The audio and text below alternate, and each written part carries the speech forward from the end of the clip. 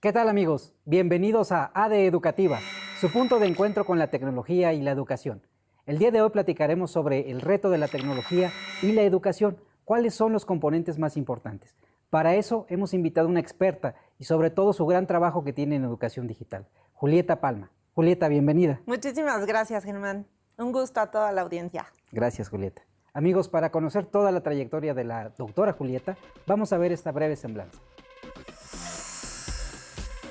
Julieta Palma Anda es licenciada en Ciencias de la Comunicación por el Tecnológico de Monterrey, Campus Ciudad de México, y cuenta con una maestría en Estudios Humanísticos con especialidad en Literatura Contemporánea y una maestría en Educación por la misma institución. Estudió la especialización en Conflictología en la Universitat Oberta de Catalunya, UOC, y el posgrado de e-learning en la misma universidad. Además, cursó estudios doctorales en España. Entre otros cargos, ha sido directora del campus virtual de la Escuela Bancaria y Comercial, directora de promoción internacional del Instituto Latinoamericano de la Comunicación Educativa, ILCE. También se desempeñó como directora general de la sede para Latinoamérica de la Universitat Oberta de Catalunya.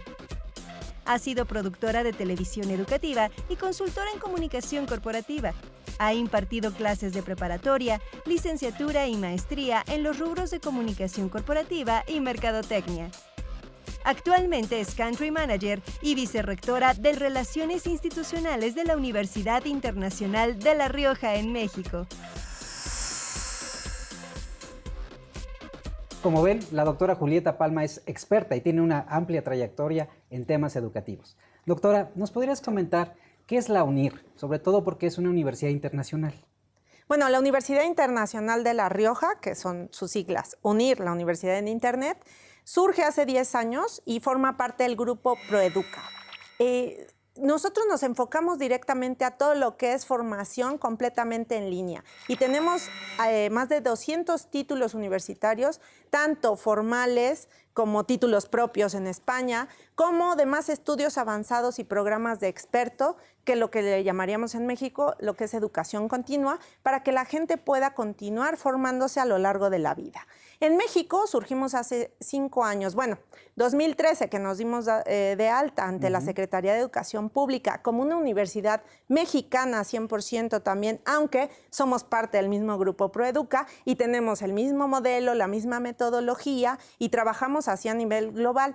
También tenemos universidad en Colombia y tenemos sedes en otros países como Ecuador, donde tenemos muchísimos estudiantes. Nosotros lo que buscamos es, a través de una metodología completamente en línea, pero que rescata la parte que el profesor, como experto en la materia, pueda darte clases en vivo y en directo. Eso los estudiantes lo agradecen mucho. Hoy por hoy tenemos más de 40,000 estudiantes en activo y más de 43,000 graduados, que a lo largo de este tiempo, hablando sobre todo de educación superior, lo que es grado o licenciaturas y todo lo que es posgrado, pues es un gran número. Yo siempre digo que no es solo ver cuántos estudiantes se matriculan, sino cuántos egresan, puesto que el éxito de la metodología te puede decir si realmente la gente está contenta. También nos medimos por un IPN, que es lo que el estudiante, que tanto nos recomienda el estudiante. Y pues la verdad estamos muy contentos con los números. Estamos también en la Facultad de Educación, creciendo siempre, que es donde está el volumen más fuerte de nuestros estudiantes, esto a nivel global, y también en la parte de ingeniería, en la parte de empresa, con el MBA, que ha sido de los mejores rankeados en los primeros 3 lugares a nivel hispanoamericano, y la verdad es que también en investigación, ¿no? Y en esta participación ya en algunos rankings, pues nos da mucho gusto poder tener una metodología como la que hoy tenemos y poderla constantemente ir mejorando. Doctora, para México y para muchos países en América Latina, la cobertura en educación superior es un reto. Pero cuando ustedes hablan de una educación en Internet o la universidad en Internet, ¿a qué nos referimos? ¿Estamos vinculándonos ya en una era digital? ¿Cuáles son los requisitos? ¿Cuáles son las características de los alumnos, por ejemplo? Mira, nosotros estamos dirigidos, o sea, ya hoy en día, aunque sigue habiendo brecha digital y tratamos de llegar a la mayoría de las personas, es un hecho que ya también la gente tiene acceso a un móvil, a internet, o sea, ¿cuántos millones hay de personas? Nuestro perfil de estudiante o de prospecto de estudiante es aquel que por alguna razón no pudo terminar una carrera, que necesita seguirse formando, por ejemplo, en la parte posgrado, en un área muy especializada, en ampliar conocimientos, que busca una promoción también dentro de su propio trabajo, que por diversas situaciones cambia de sector y te tienes que empapar de nuevos conocimientos, y para eso nosotros tenemos sobre todo el posgrado. Estas personas, como bien lo decía, suelen ser ya trabajadoras, el 95% es gente que trabaja. La media está más o menos en los 40 años, varía un poquito entre España y México, pero los 40, 45 años. Cada vez también entran gente más joven. Y que también juega diversos roles, ¿no? O sea, a veces como papá, mamá, trabajando todo el día, sobre todo aquí en México, la gente que tienes traslados de tantas horas, pues, ¿qué requiere? No puedes ir necesariamente a una educación presencial, a una universidad presencial. No competimos con las universidades presenciales, creemos que siempre van a existir, deben existir, también por otros temas de socialización, pero sobre todo un mercado adulto que ya demanda formación, por ejemplo, gente que viaja mucho, algo que ya no te es viable ir a una universidad presencial. La UNIR, lo que buscamos es llevarte a la universidad a donde quiera que estés, ¿no? Jugando este tipo de roles también diversos que tienes en la vida. En esta parte los aspirantes, porque supongo que pasan por algún proceso de selección como en cualquier otra universidad, deben de tener alguna característica en especial, ya independientemente de la edad que lo has comentado, los perfiles que tengan en su ámbito laboral, en su ámbito personal, pero obviamente deben de cursar algún tipo introductorio o algo, o simplemente se inscriben. ¿Cuál No, es el la proceso? ventaja de la UNIR, lo que nosotros también buscamos es no ser una universidad elitista, sino llevar, a veces desgraciadamente se vuelve una élite cuando vas poniendo tantos requisitos de ingreso. Es lógico que, por ejemplo, aquí en México, que tenemos 22 programas ya registrados ante la Secretaría de Educación Pública, sobre todo el posgrado, pues requieres gente que esté ya con título terminado, con cédula profesional, con certificado de estudios, en fin, ¿no? Todo lo que nos pide SEP. Y también con perfiles académicos ad hoc al posgrado que tú requieres estudiar. Eso de entrada, ¿no? Es muy difícil también por el grado de especialización dar acceso a, por ejemplo, a alguien que viene, no sé, de diseño gráfico, meterlo a derecho, ¿no? Y eso se entiende.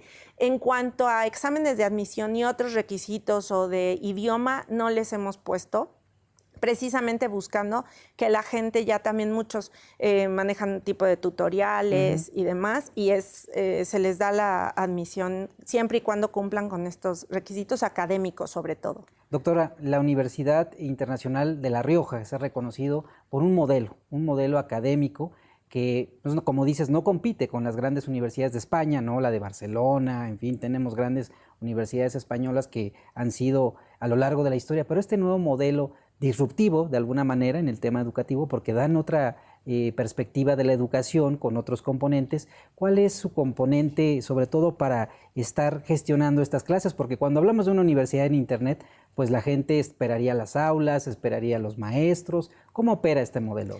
Mira, nosotros tenemos 4 factores fundamentales o pilares fundamentales. Una, el tener todo el material dentro de un campus virtual, el acceso a la plataforma y sobre todo contenidos ya analizados, revisados, para que tú puedas ir muy claramente desde que inicias hasta que terminas.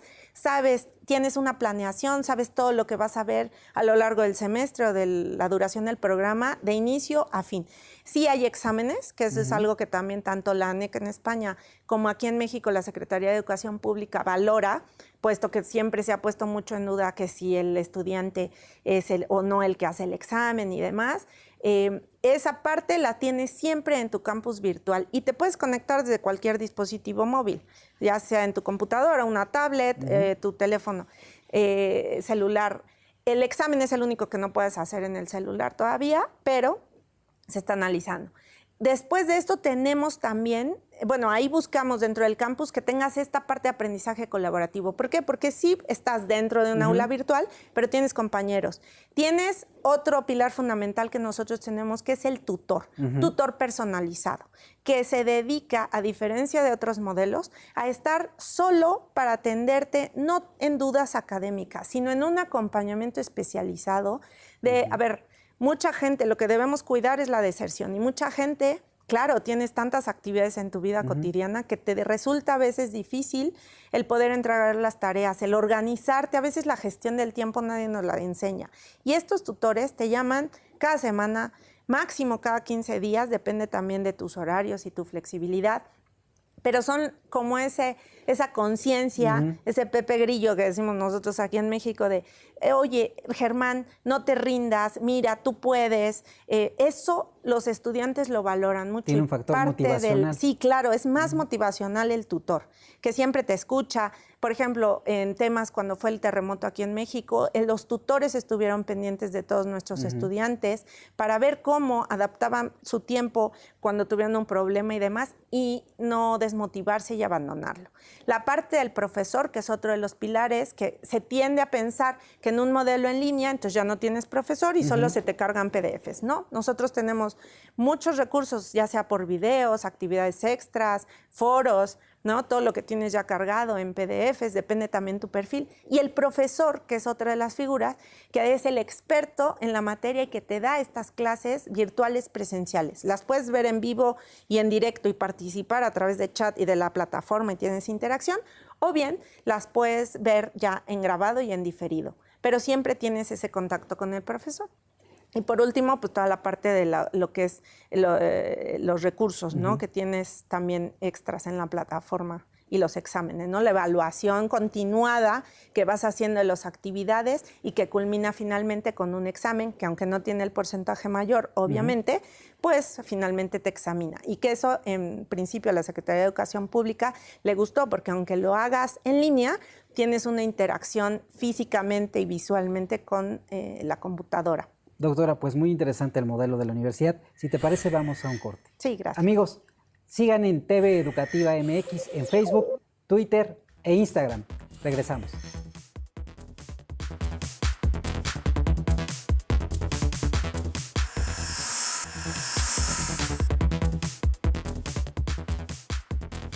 Amigos, estamos de vuelta en ADE Educativa, su punto de encuentro con la tecnología y la educación. Recuerden que estamos platicando con la doctora Julieta Palma, que es la vicerrectora de Relaciones Interinstitucionales de la UNIR México.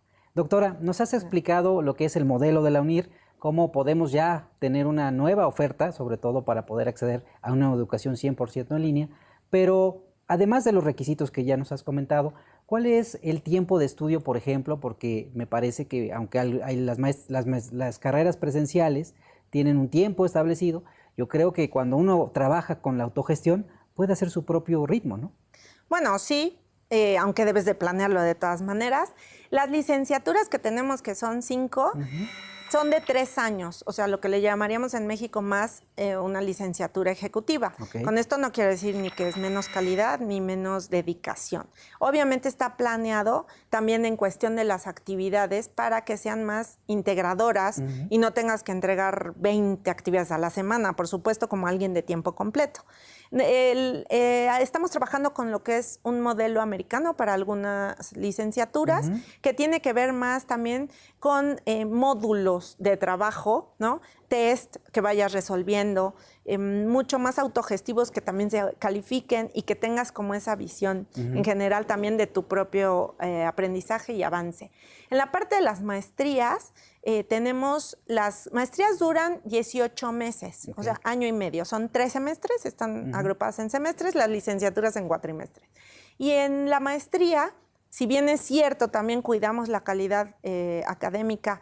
No es que sea fácil, no es que regalemos un título y digas, no voy a estudiar, pero de igual manera buscamos, depende también la disciplina, algunas son más modulares, aunque haces el semestre igual, y otras llevas las diversas materias o asignaturas al mismo tiempo. Lo que buscamos nuevamente es que tengas actividades que no se tengan que entregar necesariamente cada semana, ¿no? Ni las clases que sean todas 4 clases en un día, porque eso también a lo mejor no sería tan fácil de gestionar cuando eres una persona que trabaja. En función del diario, nosotros les recomendamos por lo menos, o sea, un par de horas para que no te atrases. ¿Por qué?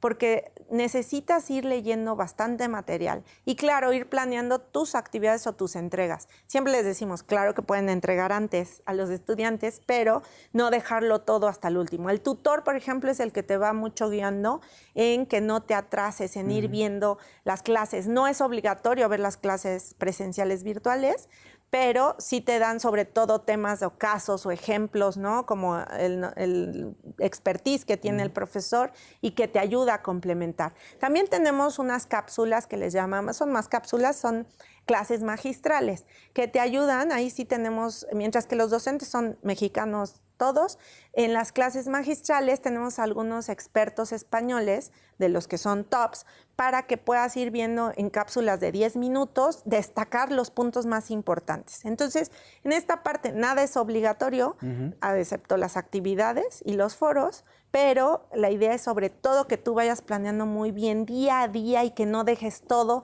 ni para el último momento, ni que dejes de conectarte toda la semana o 2 semanas, porque entonces sí vas perdiendo como ese acceso al conocimiento, ¿no? ¿Cuáles son las carreras más demandadas que ustedes tienen en su oferta educativa? Porque supongo que en México hay necesidades en algunos sectores, pero yo creo que están ustedes atinando a una oportunidad, porque en México la oferta educativa tiene que diversificarse en los distintos ámbitos. En licenciatura, definitivamente la de Derecho, donde nosotros también hemos planeado tener un currículo bastante al día, actualizado en lo que requieren los abogados hoy en día, como el tema de juicios orales, casos prácticos y demás. Esa es la más demandada de las 5 licenciaturas. Y de lo que es las maestrías, la verdad es que en ingeniería, que también nos enfocamos bastante, la de seguridad informática ha sido un hitazo, porque no hay oferta como tal en línea, o hay poca también presencialmente, y es algo que se demanda mucho hoy en día. La de Visual Analytics y Big Data. En la parte de educación, la verdad es que estamos muy contentos porque creemos, tanto en España, que es la facultad más grande que tenemos y la que más forma docentes, aquí estamos también haciendo una labor que poco a poco sigue creciendo, y tenemos fuertes las maestrías de psicopedagogía, la de aprendizaje, cognición y desarrollo, y la de liderazgo y dirección de centros educativos, que son las que más tocan a nuestros docentes mexicanos, líderes en el sector educativo, y que estamos llegando, la verdad, como muy accesibles a todos ellos. Y en la parte de empresa, pues el MBA sin duda, con diversas especialidades, la parte también de neuromarketing, que es una maestría muy nueva, muy moderna y muy ad hoc a lo que hoy se requiere, y que no hacemos los programas solo por una moda, sobre todo una moda, sino una demanda real del mercado, y de donde vemos que hay pertinencia en abrir nuevos programas. Entonces, básicamente esos son como los programas que más tenemos estudiantes, o los más demandados actualmente. Es lógico que tienen su curva, ¿no? Pero en esta parte, doctora, hay un factor fundamental. La gente a veces piensa que porque es en línea no es de calidad. ¿Cuáles son sus parámetros de ustedes para, en verdad, demostrar que esto es calidad? Porque además, a nivel latinoamericano hay muchas universidades que ya están transitando a esta modalidad virtual, otros lo llaman blended, ya utilizan este aprendizaje con el componente de la industria 4.0 que está hoy en día, y que ustedes atinan de manera acertada a todas estas nuevas profesiones, porque a veces las universidades, por ejemplo, las públicas, tardan hasta 5 años en cambiar un programa, cuando ustedes tienen un nivel de adaptabilidad todavía mayor. Mira, nosotros de entrada, o sea, también por toda la experiencia que ya tiene UNIR en España y en Europa, la ANECA, que es la agencia de calidad, donde metemos también todos a revisión los programas, sobre todo los oficiales, y no quiere decir que los títulos propios no lo hagamos también con esos estándares, pues te revisan también cada cuándo, o sea, qué demanda hay, cada cuándo, o sea, hay que cambiar el currículum, ¿no? El que puedas estar monitoreado por diversas agencias también, y que cumplas con estos estándares. En el caso de Latinoamérica, que también buscamos tener ese programa para la doble titulación en los programas de maestría con España, también buscamos no solo replicar un programa, sino acoplarte, pues como hemos trabajado con el SSLI, ¿no? En la UDUAL, el ver cuáles son los estándares que pone también el CALED, o sea, irnos adaptando y sobre todo también a lo que te pide la Secretaría de Educación Pública. No es fácil presentar un registro de validez oficial o un REVOE y que cumpla también con ciertos estándares, por ejemplo, nosotros, de cómo verificar que el estudiante va a hacer su examen, cuáles son los mecanismos, qué competencias se están evaluando, cómo. Cada vez está más con lupa la institución y la verdad es que tampoco nos molesta, o sea, yo creo que es mejor que te revisen muy bien y pertinentemente para que no se preste también a lo que es el negocio de la educación, sino a que realmente estás haciendo programas revisados por las instituciones que te dan esa validez o esa certificación. Nosotros también, al ser una institución que sí vamos en lo posible a la vanguardia, pues tenemos que hacer modificaciones a veces mucho más prontas u oportunas para poder dar a nuestros estudiantes como beneficiarios finales un currículo muy ad hoc y muy pegado también a lo que requieren los empleadores hoy en día. Sí, hemos visto, por ejemplo, que en el caso de México se ha transitado ya a tener licenciaturas en ciencia de datos, en Big Data, en fin, el Politécnico ya tiene algunas carreras, la Universidad Politécnica de Yucatán, pero vemos que otras universidades como que se han resistido a esta nueva tendencia. ¿Qué es lo que está pasando en el ámbito internacional, Julieta? Porque además también tienes toda una experiencia de lo que está pasando con estas nuevas profesiones. Bueno, con estas nuevas profesiones en general, yo creo que también desgraciadamente hay universidades que se han quedado instituciones de educación superior que se han quedado un poco en el rezago por no hacer modificaciones a sus planes de estudio. Yo creo que es muy importante trabajar siempre con las 4 hélices, o sea, la educación no solo viene del Estado, la educación no solo viene de las instituciones, sino también de la sociedad, ¿no? Que es una parte muy importante. Y el sector productivo. El sector productivo, sobre todo. ¿Qué tan cercanos estamos las universidades o las instituciones de educación superior a las empresas, a la industria, ¿no? A la parte manufacturera? Creo que en muchas ocasiones se han sacado programas que no iban ad hoc a lo que requiere incluso no solo cada país, sino cada región. No es lo mismo lo que requiere el norte de nuestro país, el centro, que el sur, ¿no? Entonces, yo creo que en eso nos ha faltado trabajar muy de la mano también la parte de instituciones públicas con instituciones privadas para realmente llevar una educación inclusiva, una educación de calidad, una educación pertinente a quien realmente lo requiere. Entonces, para mí, gusto siempre es trabajar de la mano con todo el sector. Hay gente que nos dice, están muy ligados a la empresa. Bueno, precisamente porque hay que conocer qué es lo que requieren los empleadores hoy en día, qué tipo de habilidades y de conocimientos para que transversalmente en nuestro currículum también estén en todos nuestros programas. Ahora, ha habido también un gran dilema para las universidades, sobre todo porque hay empresas que han decidido no contratar gente con título, el caso de Google o algunas otras empresas internacionales que prefieren ciertas competencias, o sea, ir trabajando hacia las competencias. ¿Qué opinas de esto? Pues para mí yo creo que está muy bien, porque es cierto, también, sobre todo en Latinoamérica, se ha ido mucho con la idea de la titulitis, ¿no? O sea, que persigo un papel y muchos títulos para que se me reconozca. Sí, ha sucedido y eran etapas pasadas. Hoy en día yo creo que hay que analizar las generaciones que vienen y como instituciones de educación superior, ¿qué podemos hacer para enfrentar estos nuevos retos? Yo creo que por eso hablo de la educación continua. Es la educación a lo largo de la vida. Hay que ver que nuestras instituciones trabajemos en función a eso. ¿Por qué? Porque a lo mejor ya a cierta edad o con ciertos títulos no quieres hacerte otra maestría de 2 años, un doctorado de 5 años. O sea, lo que requieres es desarrollo de habilidades y competencias, que es lo que hoy en día buscan las grandes empresas, y no solo las grandes, las pequeñas. Yo también fomento mucho que desarrollemos cosas en función de lo que era el trabajo, la capacitación para el trabajo, ¿no? O para la vida. O sea, mucha gente que tiene ciertos proyectos en los que enfocarse, las pymes, no requieren todo un mundo, o sea, un doctorado, una maestría. A veces a lo mejor no les da tiempo de hacer una licenciatura, o sea, el tener un grado, pero sí, a lo mejor formándote a través de módulos especializados que te sirvan, podríamos ir nosotros innovando tanto en los países como en las universidades, a que tuvieras o formaras tu propio currículum y que estuviera certificado, ¿no? Digo, para ello a lo mejor instancias como el Conocer o el Ceneval o algo, que puedan irte validando también por la experiencia y por otras competencias.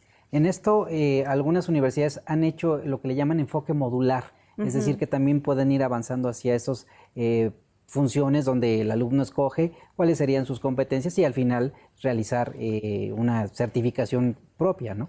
Sí, yo creo que ya se va avanzando, o sea, hay universidades que van más avanzadas también en ese tema, sin embargo, todavía se te pide, o sea, en la parte nacional o de nuestras instituciones formales o certificadoras, por así decirlo, o quienes te avalan, todavía te piden cierto currículum base, ¿no? Con un porcentaje, a lo mejor el 60 es el básico y tienes que cumplir con carga horaria, y carga básica, y luego ya las que tú puedes ir eligiendo acorde a lo que requieres hoy en día. Pero si pudiera hacerse o armarse desde, o sea, ahora también con tantos algoritmos y todo lo que viene en tendencias del machine learning y demás, pues yo creo que podríamos ir innovando en esos temas, ¿no? A que hicieras tu propio itinerario acorde a tu experiencia y a lo que requieres también conocer o empaparte.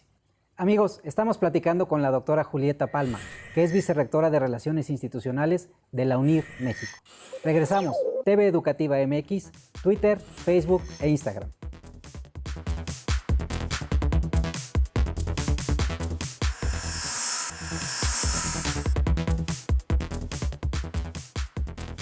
¿Qué tal, amigos? Estamos de vuelta en ADE Educativa, su punto de encuentro con la tecnología y la educación. Recuerden que estamos platicando con la doctora Julieta Palma, que es vicerrectora de la UNIR México. Doctora, ya nos has platicado el modelo de la UNIR, sus alcances, cuál es la oferta educativa y además tienes una gran experiencia también en todo lo que es política educativa, has trabajado en proyectos de mucha importancia para México y tu visión internacional también me permite hacerte algunos cuestionamientos o algunas conversaciones, sobre todo con una agenda digital educativa. En México han existido esfuerzos por hacer de las TICs un componente central de los docentes y del sistema educativo. A lo largo de estos años ha habido muchos programas, proyectos, desde Red Escolar, que fue uno de los principales proyectos pioneros en el ámbito de la educación y sobre todo la computación. Y este arribo del Internet pues permitió que proyectos como Enciclomedia, Habilidades Digitales para Todos y Aprende 1.0 y 2.0 sean como los cimientos para empezar con una agenda digital educativa que ya está en el marco regulatorio. ¿Cuál es tu perspectiva de este alcance que tiene una agenda digital educativa? Bueno, antes que nada, yo creo que algo que hay que resaltar es que ya la agenda digital educativa esté dentro de todo lo que es la Ley General de Educación. O sea, antes estaban como separadas y que ya se tenga en cuenta, ¿no?, todo lo que implica la agenda, que hay cantidad de puntos que la verdad valen mucho la pena. Me parece que es un gran salto en esta época y que ya meritaba, ¿no?, en nuestro país. El poder enfocarnos también nuevamente a ver cómo rescatamos, cómo formamos a todos los docentes, el rescatar todo el material que hay, que eso también me parece algo súper importante. O sea, ¿cuántos proyectos se han hecho a lo largo de tantos años? Ya unas 3 décadas por lo menos, en el trabajo de lo que es la transición entre lo que era pues televisión y lo digital. Yo creo que se han hecho muy buenos esfuerzos, programas como hablábamos, el de telesecundaria, o sea, que sigue llegando a la gente que realmente lo necesita. Yo creo que podemos trabajar muy de la mano, haciendo esa sinergia ahora sí, rescatando también todos esos materiales, esas alianzas con empresas. Yo creo que es una época donde debemos todos verlo como positivo y potenciarlo desde nuestras trincheras, por así decirlo, desde nuestras instituciones y ver cómo nos sumamos a este gran esfuerzo. Doctora, uno de los componentes centrales de esta agenda digital educativa es la formación docente.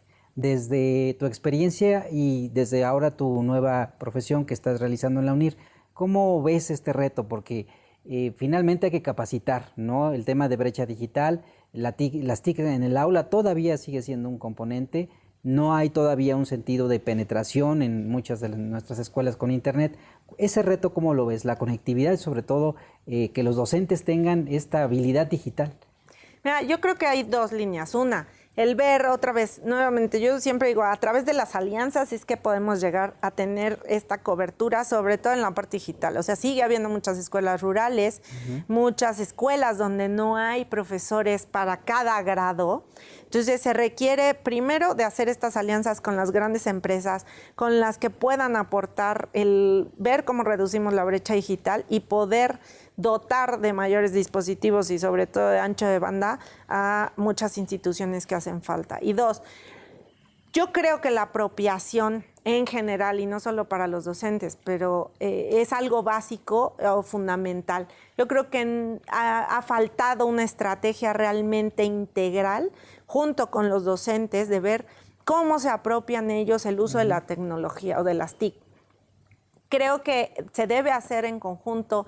Creo que en el momento en el que hagamos transversalmente realmente el uso de las TIC como parte de un currículum y que no solo sea la clase de computación y te enseño a mandar un mail o algo, que sí, está muy bien alfabetizar, yo no digo que no, o sea, hay gente que lo requiere, pero en la medida en que tú vayas haciendo biología, historia, de una manera más dinámica, transversalmente, el tema de humanidades que trata ahora la agenda digital, que la verdad me parece increíble, y de igual manera, todo tiene que ser de una forma transversal para que sin que te des cuenta, tú vayas realmente viendo la potencialidad del uso de la tecnología. Debería ser lo más transparente posible y que la gente, o sea, es como cuando se les dieron los primeros cursos a los docentes, lo valoraban porque veían que realmente podían potenciar, mejorar sus trabajos, hacerlos de una forma más sencilla. Cuando hicieron, no sé, sus primeras presentaciones en PowerPoint, ¿no? O sea, todo eso, y no necesariamente se requiere de grandes tecnologías, pero creo que la educación también, por eso a veces hablo y remarco tanto la pertinencia.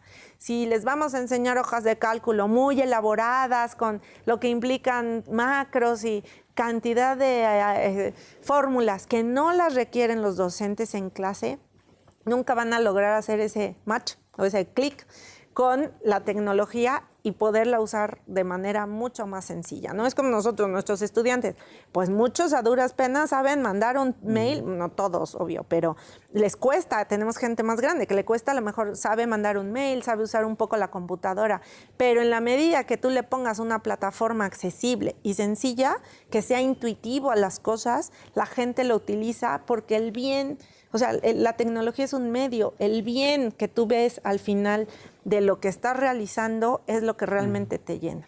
Gente en proyectos productivos que llevamos a trabajar anteriormente con otras instituciones, productores de café que jamás tenían acceso a la tecnología, productores de pequeños comercios o productos, a través de que veían las 3 cosas básicas para buscar en Google y cómo les beneficiaba a ellos, se fueron apropiando. Y también sacando provecho de los puntos de red que pone el gobierno, las escuelas. O sea, a mí me queda claro que solo sumando podríamos llegar a tener realmente una buena cobertura. Ahora, se habla de algunos proyectos en Latinoamérica que han sido exitosos, como el Plan Ceibal. En Colombia, por ejemplo, también tuvieron una política muy fuerte que a partir de Colombia TIC o Colombia Educa, que fue un proyecto también transversal. Pero cuando hablamos de las dimensiones del sistema educativo, creo que ahí es donde está el punto clave, porque no es lo mismo comparar el sistema educativo de Uruguay, por ejemplo, que el mexicano, ¿no? Que tenemos millones de docentes, escuelas y características muy distintas en cuanto al norte y al centro. ¿Cómo ves que estas tecnologías tengan que estarse adaptando? ¿Desde qué punto de vista podríamos generar estas alianzas? Mira, yo creo que gran medida es cómo trabajamos por regiones.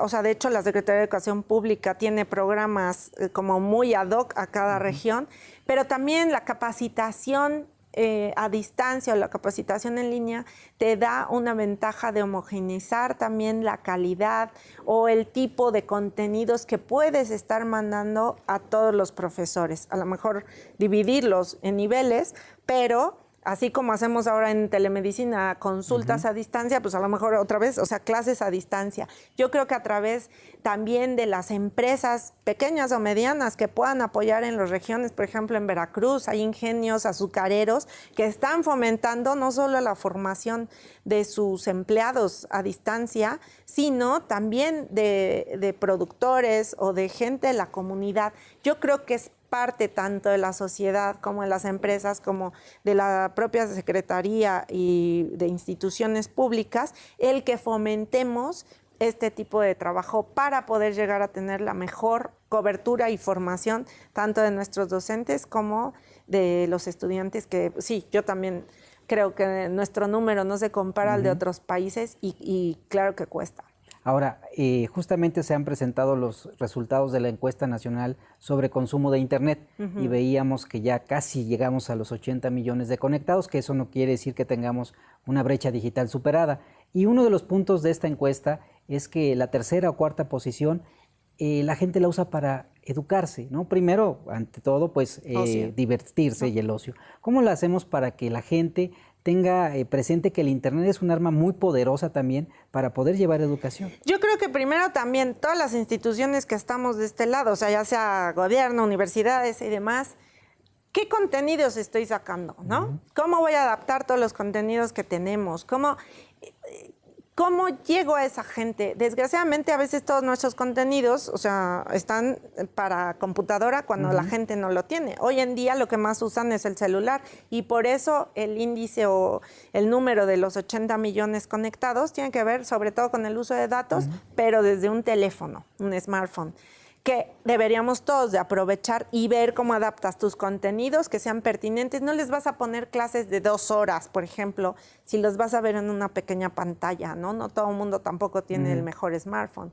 Yo creo que desde ahí tenemos que empezar a cambiar el chip para ver cómo nos adaptamos, qué tipo de contenidos les voy a dar, cápsulas o en general, tanto para niños, jóvenes, padres de familia, profesores, o sea, personas que además se la pasan trabajando. O sea, yo no puedo saturarlos con contenidos tan largos que no puedas ver o cosas difíciles que no se puedan trabajar en el móvil. Por eso yo digo, trabajar desde nuestras instituciones todos en ver cómo les adaptamos y cómo les llevamos bueno, si no es la universidad, la educación hasta sus celulares, que es de donde se conectan, haciéndolo atractivo. O sea, ¿qué es lo que le gusta a la gente? Muchos se conectan, aunque sea clases de matemáticas, a YouTube, pero porque el profesor era sumamente didáctico, espontáneo, normal, natural, no una clase aburrida, o sea, digo, con todo respeto, pero a veces lo pequeño, como dicen, hasta la elegancia, lo menos es más, ¿no? Tratar de ser como mucho más sencillos, más accesibles y en pequeñas dosis. Pero digo, eso es algo que deberíamos de trabajar todos en conjunto para poder hacerlo, entre comillas, yo diría, hasta más divertido. Ahora, en esta parte creo que das en un punto central, que es el contenido. En estos años de política educativa con el tema tecnológico, la misma OCDE recomendó que no bastaba simplemente equipar un alumno por una computadora, una tablet, sino que el punto central era el contenido.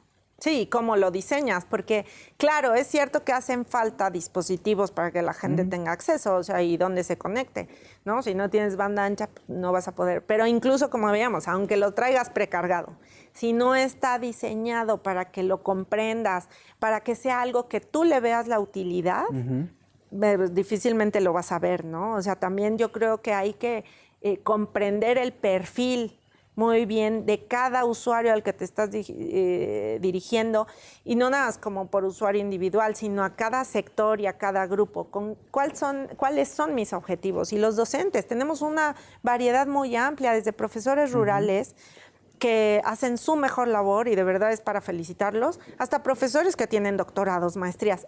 Sí, pero entonces, ¿cómo voy seleccionando la cantidad de recursos que existen hoy en día y dárselos acorde a lo que, por eso digo, pertinencia?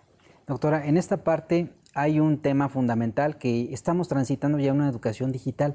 Es una pregunta porque pues vemos que ya hay, por ejemplo, prepa en línea, que es una modalidad, un servicio que atiende la Secretaría de Educación Pública para todos los chicos de media superior. Y también hay una universidad de abierta y a distancia, desde la propia Secretaría. ¿Estamos transitando hacia estos modelos? Pues yo creo que ya A ver, yo creo que ya transitamos. Yo creo que todavía en nuestro continente falta mucho todavía el aceptarlos y el incorporarlos como algo normal, como algo que ocurre, que ya se da. O sea, que es algo que yo también siempre al trabajar con Europa, creo que en esa parte tenemos que aprender el que no hay como un diversidad. mito, Claro, es que la gente todavía tiene miedo. No, si luego en línea no sirve. ¿Por qué? O sea, yo siempre les digo... O le tienen miedo. Sí, pero también cuando tienes grupos de 500 personas y te toca hasta atrás, también es educación a distancia, ¿no? Porque el profesor es imposible que se dé cuenta lo que está haciendo la última fila de estudiantes en esas aulas magnas. Y no es crítica, es simplemente que tenemos temor al cambio.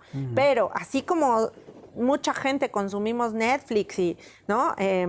Televisión on demand, pues también tenemos la educación on demand. O sea, y el poder, yo creo que nos falta formación en esto, el creernos que hay educación de calidad, que no hay una diferencia, también eso es cierto. Hablemos con los empleadores, ¿realmente te critican o te minimizan si vienes de una universidad en línea? Yo los invito a que hablemos con muchas de las empresas, al contrario, cada día más valoran este tipo de educación o esta modalidad. ¿Por qué? Porque desarrollas otro tipo de comunicación y habilidades y competencias que a veces en la parte presencial estás muy acostumbrado a decir, bueno, no las necesito. El tema de la comunicación, por ejemplo, escrita, no estamos tan hábiles a veces en la parte presencial como cuando solo tienes la parte de hacer trabajos y comunicarte. En fin, el trabajo a distancia, la autogestión del tiempo. Yo creo que toda esa parte ya hay que romper esos mitos porque hay muchas universidades en línea o a distancia, como ya las tiene CEP desde hace muchos años, que ya estamos en esta era, que es cierto que hay que reducir la brecha digital, pero hay que sumarnos a lo que está hoy en día y a cómo podemos llevar este tipo de modalidades a tener mejor cobertura, ¿no? Viendo todas las ventajas. Doctora, muchas gracias. Amigos, estamos platicando sobre tecnología y educación. Recuerden nuestras redes sociales, TV Educativa MX en Twitter y en Facebook. Regresamos.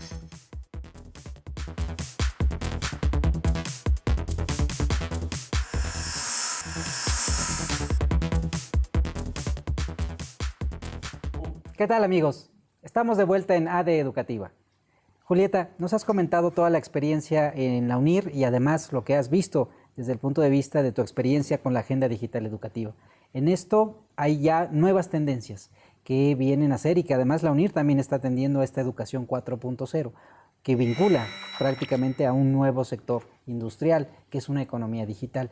¿Cómo ves todas estas nuevas tendencias? Porque además tienes la visión de Europa y tienes la visión de Latinoamérica. Hay nuevas tendencias, el uso del machine learning, el big data, la inteligencia artificial, que me parece que están insertándose ya en toda esta nueva era revolucionaria de la educación 4.0.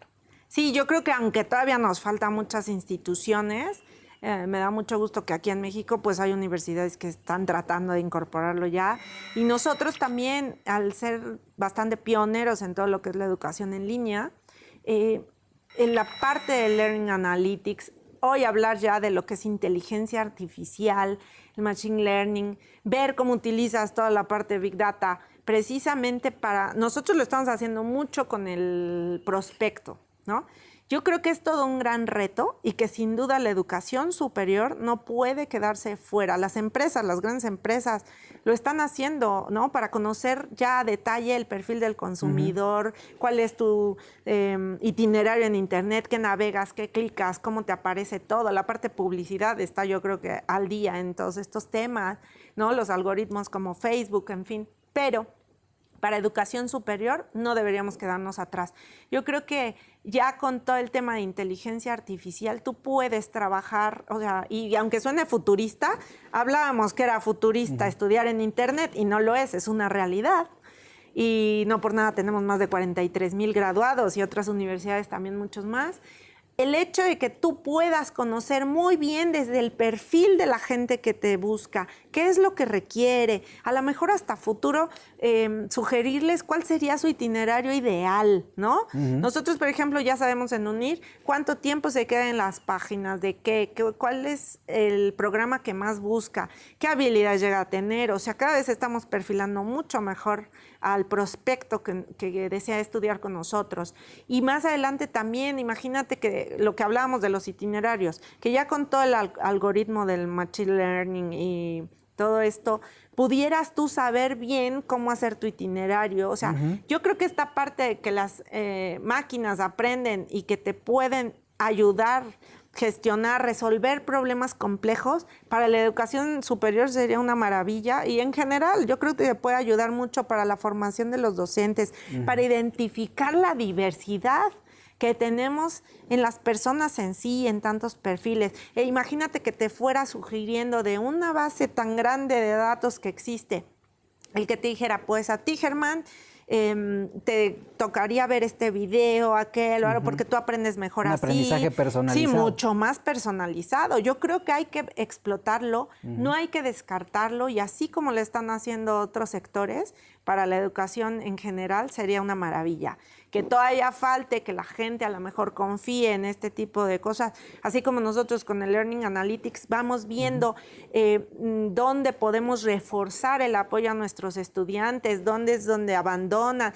Podríamos prevenir, por ejemplo, en mucho la deserción que existe en tantos de nuestros países, para poder darles, yo creo que la deserción habla de si no es de un fracaso, de que algo no estamos ofreciendo bien, ya sea en un sistema educativo nacional o en nuestras propias instituciones. Yo lo vería esto como una maravilla, el podernos insertar ya en esta cuarta revolución. Justamente el año pasado en Beijing, China, se reunieron los ministros y representantes que participan en la UNESCO para hacer esta declaración de Incheon, que prácticamente buscaba que la inteligencia artificial tiene un alto potencial para incorporarlos a los temas de política pública, de gestión, también todo lo que tiene que ver con la analítica, pero recomendaban algo los ministros, que no perdamos de vista que la inteligencia artificial tiene un valor social, ¿no? Y que esta inteligencia no va a desplazar alguna otra inteligencia, sino más bien puede apoyarnos. Sí, yo también creo que nunca debemos dejar de lado que somos seres humanos, que tenemos un valor, ¿no? Por sobre todas las cosas como personas, que no es desplazar, es poder resolver problemas de gran complejidad que a veces ya no tenemos a las personas tampoco tan habilitadas, no porque no se quiera, sino para ir resolviendo otro tipo de apoyos, de ayuda. O sea, que siempre veamos a la tecnología como un apoyo, como un medio para poder ofrecer mejor calidad de vida a las personas. O sea, yo eso es como lo creo, lo veo, y creo que en la educación puede ser así. O sea, el que te ayude, por ejemplo, los tutores virtuales, qué mejor que teniendo una base de datos, y yo creo que, o sea, puedes ayudar virtualmente con las típicas preguntas frecuentes, el perfil, conociendo la máquina, cómo eres y todo, te podría ayudar a resolver cantidad de problemas. No quiere decir que va a sustituir al docente, por ejemplo,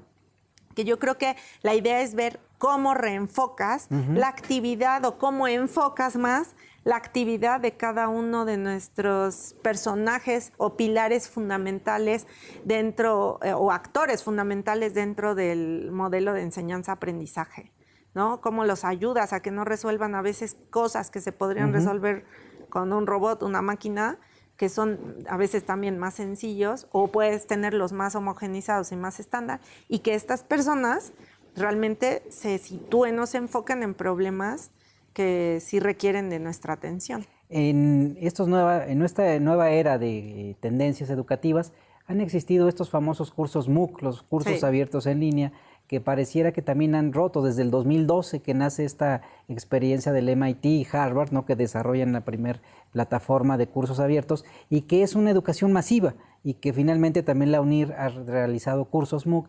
¿Cuál es tu perspectiva? Porque finalmente también es un conocimiento abierto, donde en un curso puedes tener 5,000, 10,000, hasta miles de personas y de alumnos, y capacitándose en un solo lugar. Mira, yo creo que los MOOC han servido digo, y si bien es cierto, fue un gancho de marketing como surgieron, pero yo creo que ha servido mucho para poner en abierto este conocimiento. Yo creo que de nada nos sirve tener controlado o querer controlar conocimientos o materiales que vas desarrollando, ya que hoy en día yo creo que parte, ¿no?, de toda nuestra sociedad del conocimiento es precisamente ponerlo en abierto para que la gente aprenda. Estos MOOC, precisamente con la plataforma de México X, lanzamos MOOCs pequeñitos de pocas horas, que gente que tampoco requiere una maestría, sino ver cómo utiliza en sus aulas, que fue donde nosotros nos enfocamos a la formación docente, resolver problemas pequeños, ¿no? Hacerlo a distancia, que rompan, precisamente también nosotros buscábamos en eso, que buscaran romper ese miedo al uso de la tecnología, a estudiar algo en línea, porque mucha gente dice, no, ¿cómo? Yo creo que te ayuda mucho para ver que la institución sea de calidad, qué tipo de conocimiento, bueno, te están ofreciendo, si te sirvió o no en poco o en corto plazo. La verdad es que yo creo que es un buen modelo de seguir trabajando, de que gente que a lo mejor no requiere la certificación, pero sí el conocimiento pueda hacerlo, y de compartir y ir mejorando cada vez. Yo creo que también se vuelve un reto, que cada institución vayamos mejorando y adaptándonos, claro, a los contenidos, ¿no? Y qué bueno que puedas decir, oye, como el de la UNAM que sacaron, el de cómo hacer una tesis, fue de miles y miles, un hitazo. Qué maravilla, porque se ve que eso es lo que realmente también necesitan muchos de los estudiantes, y a lo mejor las instituciones no nos habíamos dado cuenta. Yo creo que siempre te ayuda a aprender todo lo que, cualquier tipo de fenómeno que esté sucediendo. Muchos decían, no, es el futuro, las universidades van a desaparecer. No, no es que desaparezcan. Creo que es un complemento muy importante para poder abrir el conocimiento al resto de las personas. Doctora, en la UNIR se realizan también proyectos de investigación, porque también tengo entendido que tienen un nivel de especialistas de alto nivel y que también desarrollan investigación. Sí, claro, estamos nosotros, de hecho, pues participamos poco en rankings, pero ya estamos dentro de las universidades privadas que más proyectos de investigación tenemos en España, y de las privadas en línea también. Y tenemos también publicaciones científicas en artículos, en revistas científicas, donde también ya, o sea, indexadas y todo, y que se realizan, o sea, grupos de investigación. O sea, mucha gente que cree que no le apostamos a eso, verán que si en pocos años logramos colarnos en muy buen nivel dentro del área investigadora, van a ver que también seremos de los tops en breve en el ámbito europeo, porque es parte de lo que nosotros creemos, de lo que queremos seguirle apostando fuertemente. Y sí, tenemos un clúster de docentes, sobre todo ahora en España, estamos apenas desarrollándolo ya para México, pero el tener ese clúster fuerte de docentes e investigadores para seguir teniendo proyectos de calidad. Doctora, finalmente, ¿cuál sería tu recomendación para alguien que quiere estudiar en línea y dónde podemos encontrar la oferta educativa de la UNIR México? Bueno, yo sí los invito. La verdad es que UNIR tiene una plataforma y un modelo que realmente la gente sale contenta, y es algo que a mí me llena de gusto, porque creían que iba a ser algo muy difícil en el tema, sobre todo el uso de la tecnología y el de hacerlo a la distancia. Y el modelo, como les comenté, del tutoreo del profesor, les ha ayudado a culminar con éxito sus estudios. La oferta la pueden encontrar en mexico.unir.net para todos aquellos que requieran ver todos nuestros programas, el plan de estudio, la metodología más a detalle. Y también, si requieren escribirnos a info@unir.net o a julieta.palma@unir.net, con muchísimo gusto les podemos ir a hacer alianzas con las empresas, con las universidades. Siempre buscamos hacer sinergia con las instituciones, así que encantados de hacer también algo en pro de nuestra educación. Y la verdad es que estamos bastante accesibles, considerando también que seamos una universidad pertinente para todo nuestro sector, tanto de docentes como el ingenieril, ¿no?, en la parte de empresa. Doctora, muchas gracias por tu visita y todos tus conocimientos. Muchas gracias. Si les interesan algunas becas especiales, también escríbanos a estos Con todo gusto, claro que sí. Muchas Amigos, gracias. hemos llegado al final de ADE Educativa. Recuerden sus redes sociales, TV Educativa MX, en Twitter, Facebook e Instagram. Nos vemos hasta la próxima.